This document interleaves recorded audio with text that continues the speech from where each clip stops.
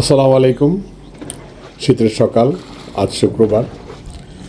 আমরা বেরিয়ে পড়েছিলাম কুয়াশা দেখার জন্য, যে আমার আশেপাশে নদীর কাছাকাছিতে আসলে কুয়াশা কেমন। শীতের সকাল যদি একটু ঠান্ডা, তারপরেও কিন্তু খুব সুন্দর। আমরা নদীর পাড়ে থেকে দেখছি খুব কুয়াশা, একটু সামান্য দূরত্বে দেখা যাচ্ছে না। আমার সাথে আছে আমার একজন বন্ধু, তাকেও আমি একটু পরে দেখাবো আপনাদের। আমরা একটা নৌকা উঠে গেলাম। নৌকা উঠে আমরা নদী পার হয়ে আমরা ফুটনগর প্রান্তে যাব। ওখান থেকে আমরা ফুটনগরের দুই পাশে সরিষার ক্ষেত আছে, তা দেখবো। এই তো আমার বন্ধুকে দেখা যাচ্ছে, উনি আমার বন্ধু। ওনাকে নিয়েই সকালে আমরা হাঁটাহাঁটি করি, তার সাথে আর অনেকেই থাকেন।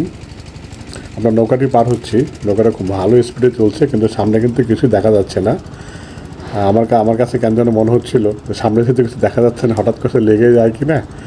আসলে এই নদীতে এইভাবে কীভাবে নৌকা চলে বা কীভাবে চালায়, আশ্চর্য হলাম। আর যেখানে গন্তব্য, সে গন্তব্য দেখা যাচ্ছে না, উনি অটোমেটিকলি চালাচ্ছে। এই হলাম আমি। আমার পিছনে মাল্লা রয়ে গেছেন, ক্যাপ্টেন আমাদের, উনি চালাচ্ছেন। কিন্তু আসলে আমি যে সামনে আছি, আমার সামনে থেকে দেখা যাচ্ছিল না। তারপরে সুন্দর, এরপরে আমরা ফুটনগর চলে আসলাম।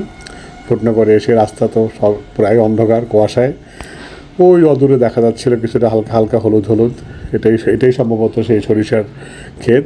কিন্তু আমরা মূলত হলুদ রঙের সেই সরিষার যে বাগান, তা দেখতে পেলাম না। জুম করে দেখার চেষ্টা করেছিলাম, কিন্তু তা আসলে দেখা যাচ্ছিল না কুয়াশার জন্য।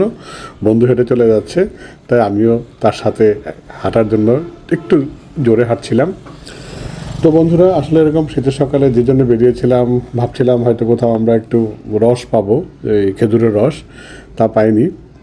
তো আমরা দুজনেই সকালে অনেক সময় ধরে হাঁটছিলাম, হেঁটে হেঁটে অনেক দূর যাওয়ার চেষ্টা করছিলাম এবং দেখার চেষ্টা করছিলাম যে দুই পাশে যে সরিষা ক্ষেত আছে তা দেখা যায় কিনা।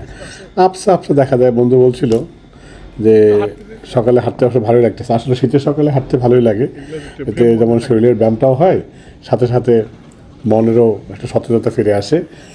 আর এর সাথে যদি সকালের ফজরের নামাজটা হয়, সেক্ষেত্রে আরও ভালো হয়। তো আমরা দুজনেই ইনশাল্লাহ সেই কাজটা করেই বেরিয়েছিলাম। তো ওকে, ধন্যবাদ সবাইকে।